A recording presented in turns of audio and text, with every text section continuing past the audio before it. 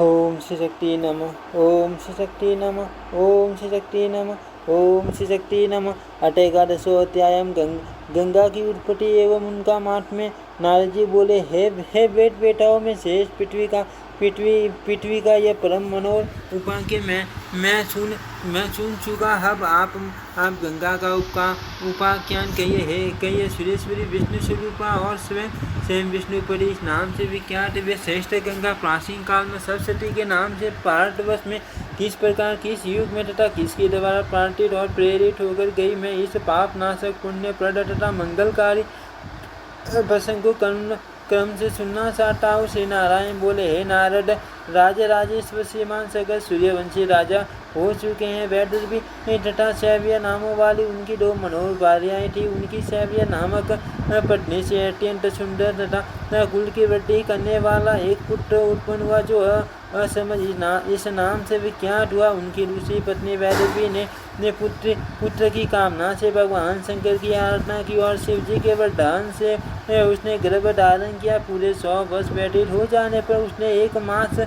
पिंड को जन्म दिया। उसे देखकर तथा शिव का ध्यान करके वह बार बार उसे स्वर में विलाप करने लगी। तब भगवान शंकर ब्राह्मण का रूप धारण कर उसके पास गए और उन्होंने उस मांस पिंडों को बराबर 60,000 भोगों में विभक्त कर दिया। वे सभी टुकड़े पुत्र रूप में हो गए। वे मान बल तथा पराक्रम से संपन्न थे। उनके शरीर की कांति ग्रीष्म ऋतु के मध्यकालीन सूर्य की प्रभा को भी डिस्कस कर देने वाली थी। कपिल मुनि के साथ से वे सभी जलकर भस्म हो गए। ये समाचार सुनकर राजा सगर बहुत रोए और वे घोर जंगल में चले गए। तदनंतर उनके पुत्र समझ गंगा को लाने के निमित्त तपस्या करने लगे। इस प्रकार 1 लाख वर्ष तक तप करने के 50वें काल योग से मर गए। उन असमझ के पुत्र अंशुमान भी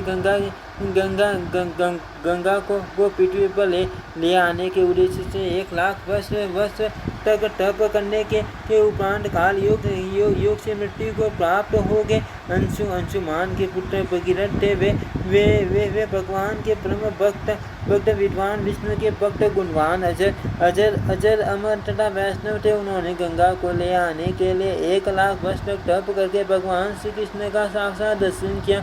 वे ग्रीष्मकालीन करोड़ों सूर्यों के समान प्रभा से संपन्न थे। उनकी 2 भुजाएं थी। वे हाथ में मूल्य धारण किए हुए थे। उनकी किशोर अवस्था थी। वे गोप वेश में थे और कभी गोपाल सुंदरी के रूप में हो जाते थे। भक्तों पर अनुग्रह करने के लिए ही उन्होंने यह रूप धारण किया था। उस समय ब्रह्मा विष्णु महेश आदि देवता अपनी इच्छा के अधीन उन परिपूर्णतम परम ब्रह्म स्वरूप प्रभु श्री कृष्ण का स्तवन कर रहे थे। मुनियों ने उनके समक्ष अपने मस्तक को झुका रखे थे। सदा निर्लिप्त सबके साक्षी निर्गुण प्रकृति से परे तथा भक्तों पर कृपा करने वाले उन श्री कृष्ण का मुखमंडल मद मुस्कान युक्त तथा प्रसन्नता से भरा हुआ था। वे अग्नि के समान विशुद्ध वस्त्र धारण किए हुए थे और रत्न में आभूषणों से शोभित हो रहे थे। ऐसे स्वरूप वाले भगवान कृष्ण को देखकर राजा भगीरथ बार बार प्रणाम कर उनकी स्तुति करने लगे। उन्होंने लीला पूर्वक श्री कृष्ण से अपने पूर्वजों को टालने वाला अभीष्ट वर प्राप्त कर लिया। उस समय भगवान की स्तुति करने से उनका रोम पुलकित हो गया था। श्री भगवान बोले, हे सुरेश्वरी सरस्वती के साप के प्रभाव से आप शीघ्र ही भारतवर्ष में जाइए और मेरी आज्ञा से राजा सगर के सभी पुत्रों को पवित्र कीजिए। आपसे स्पर्शित वायु का सहयोग पाकर वे सब पवित्र हो जाएंगे और मेरा स्वरूप धारण करके दिव्य रथ पर आरूढ़ होकर मेरे लोक को प्राप्त होंगे। वे जन्म जन्मांतर में किए गए कर्मों के फलों का समूल उछेद करके सर्वथा निर्विकार भाव से यह युक्त होकर मेरे पार्षदों के रूप में प्रतिष्ठित होंगे। श्रुति में ऐसा कहा गया है कि भारतवर्ष में मनुष्य की द्वारा करोड़ों जन्मों में किए गए दुष्कर्म के परिणाम स्वरूप जो भी पाप संचित रहता है वह गंगा की वायु के स्पर्श मात्र से नष्ट हो जाता है। गंगा जी के स्पर्श और दर्शन की अपेक्षा 10 गुना पुण्य गंगा में मौसल स्नान करने से प्राप्त होता है। सामान्य दिनों में भी स्नान करने से मनुष्य को सैकड़ों जन्मों के पाप विनष्ट हो जाते हैं। ऐसा श्रुति कहती है। इससे अपूर्व इस जन्म में किए गए तथा अनेक पूर्व जन्मों के संचित जो कुछ भी मनुष्य के ब्रह्म हत्या आदि पाप है वे सब मौसल स्नान करने मात्र से नष्ट हो जाते हैं। हे विप्र, नारद पुण्यप्रद दिनों में गंगा स्नान से होने वाले पुण्य का वर्णन तो वेद भी नहीं कर सकते। आगमन शास्त्र के जो विद्वान है वे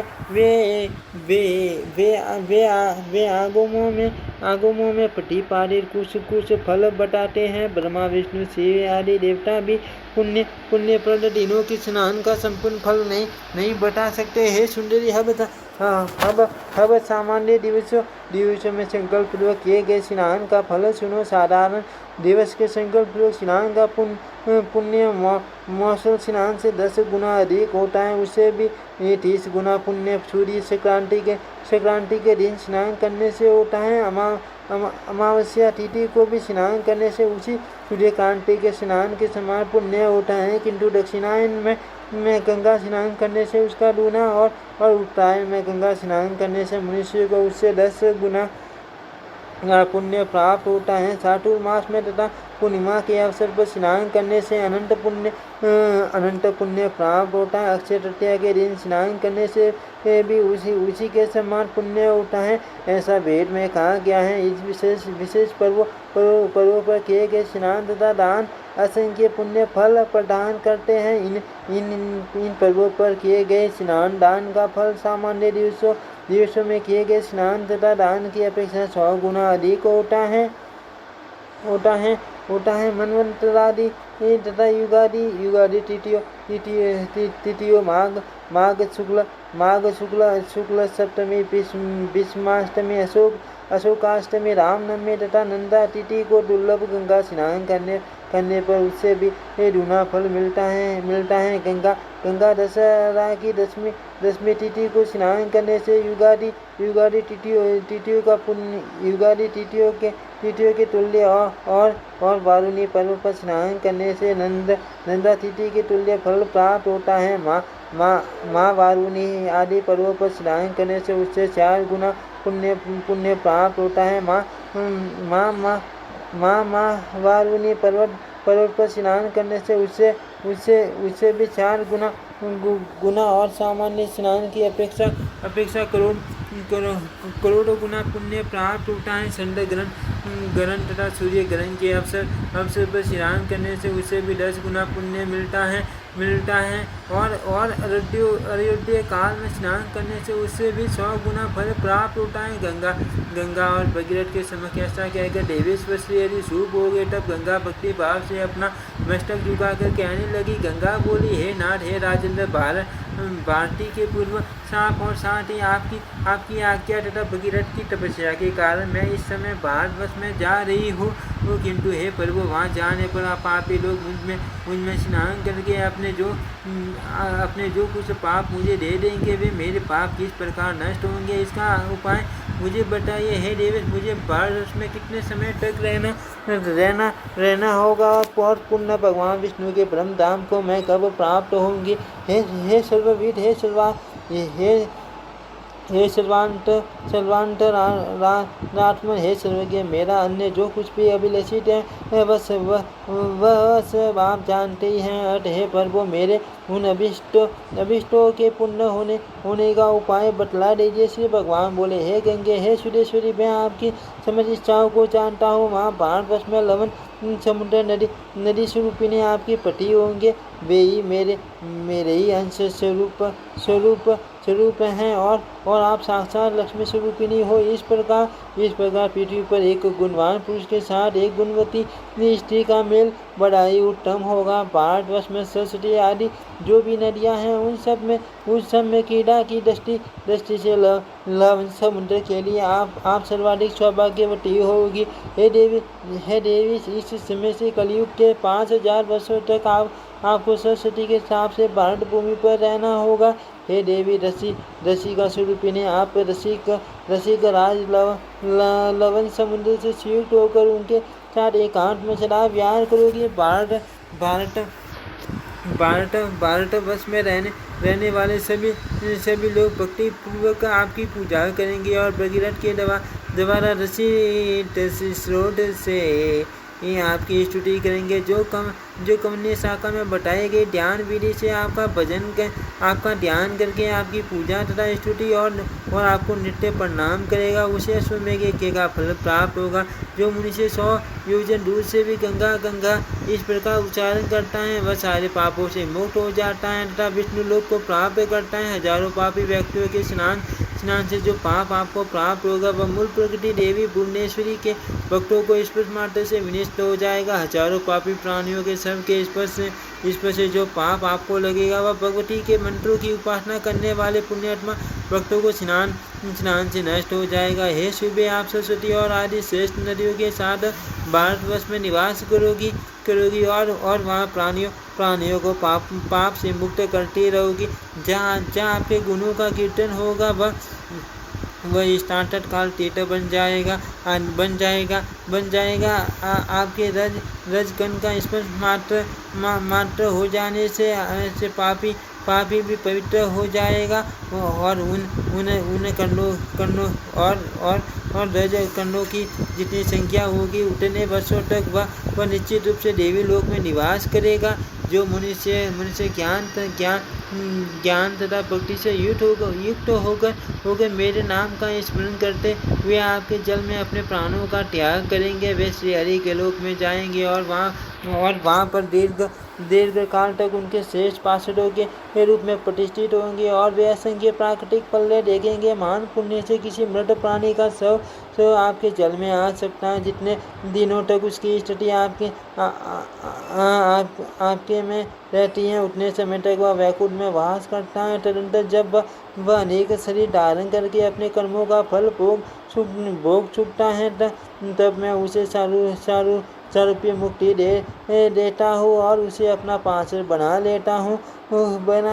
यदि कोई अज्ञानी मनुष्य भी आपके जल का स्पर्श करके प्राणों का त्याग करता है तो मैं उसे सालोक्य मुक्ति प्रदान करता हूँ और उसे अपना पार्षद बना लेता हूँ। अथवा आपके नाम का स्मरण करके कोई व्यक्ति अन्यत्र कहीं भी यदि प्राण त्याग करता है तो मैं उसे सालोक्य मुक्ति प्रदान करता हूँ और वह ब्रह्मा की आयु पर्यंत मेरे लोक में निवास करता है। इसी प्रकार यदि कोई मनुष्य आपके नाम का स्मरण करके अन्यत्र किसी भी स्थान पर प्राण त्याग करता है तो मैं उसे सारूप्य मुक्ति प्रदान करता हूँ और वह असंख्य प्राकृतिक पल्ले देखता है। तदनंतर बहुमूल्य रत्नों से निर्मित विमान में बैठकर वह मेरे पार्षदों के साथ गोलोक में जहाँ पहुँचता है और निश्चय ही मेरे तुल्य हो जाता है। प्रतिदिन मेरे मंत्र की उपासना तथा मेरा नैवेद्य ग्रहण करने वाले भक्तों के लिए तीर्थ अथवा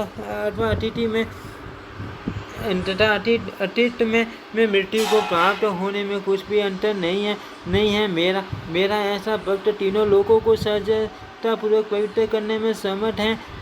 अंत में वे भक्त बहुमूल्य रत्नों से निर्मित विमान पर आरूढ़ होकर गोलोक जाते हैं। साथ ही मेरे भक्त जिनके बांधे हैं वे तथा उनके पशु आदि भी रत्न निर्मित विमान से अत्यंत दुर्लभ गोलोक में चले जाते हैं। हे सती, जो ज्ञानी जन चाहे जहाँ भी ज्ञान पूर्वक मेरा स्मरण करते हैं वे मेरी भक्ति के प्रभाव से जीवन मुक्त और पवित्र हो जाते हैं। हे नारद, गंगा से ऐसा कहकर भगवान से हरि ने उन भगीरथ से कहा, अब आप भक्ति पूर्वक इन गंगा की स्तुति तथा पूजा कीजिए। तदनंतर भगीरथ ने कैटुम शाखा में बताए गए ध्यान तथा स्रोत के द्वारा भक्ति पूर्वक गंगा की बार स्तुति तथा पूजा की। इसके बाद भगीरथ तथा गंगा ने परमेश्वर श्री कृष्ण को प्रणाम किया तथा वे प्रभु अंतर ध्यान हो गए। नारद जी बोले, हे वेद वेताओं में से राजा भगीरथ ने किस ध्यान स्रोत तथा पूजा विधि से गंगा का पूजन किया, यह मुझे बताइए। श्री नारायण बोले, राजा भगीरथ ने नित्य क्रिया तथा स्नान करके दोष वस्त्र धारण कर इंद्रियों को नियंत्रित करके भक्ति पूर्वक गणेश, सूर्य, अग्नि, विष्णु, शिव और भगवती शिवा इन छह देवताओं की विधिवत पूजा की। इन छह देवताओं की सम्यक पूजा करके वे गंगा पूजन के अधिकारी हुए। मनुष्यों को चाहिए कि विघ्न दूर करने के लिए, गणेश की आरोग्य के लिए सूर्य की पवित्रता के लिए अग्नि की लक्ष्मी प्राप्ति के लिए विष्णु के ज्ञान के लिए ज्ञानेश्वर शिव की तथा मुक्ति प्राप्त करने के लिए भगवती शिवा की पूजा करें। इन देवताओं की पूजा कर लेने के बाद ही विद्वान पुरुष अन्य पूजा में सफलता प्राप्त कर सकता है, अन्यथा इसके विपरीत परिणाम होता है। हे नारद, जिस ध्यान के द्वारा भगीरथ ने गंगा का ध्यान किया था उस ध्यान को सुनिए। इति श्रीमद्देवी भागवते महापुराणे अष्टादशशास्त्रं संहितायां नवम स्कन्धे गंगोपाख्यान वर्णनं नाम 11 ओम श्री शक्ति नमः। ओम श्री शक्ति नमः। ओम श्री शक्ति नमः। ओम श्री शक्ति नमः।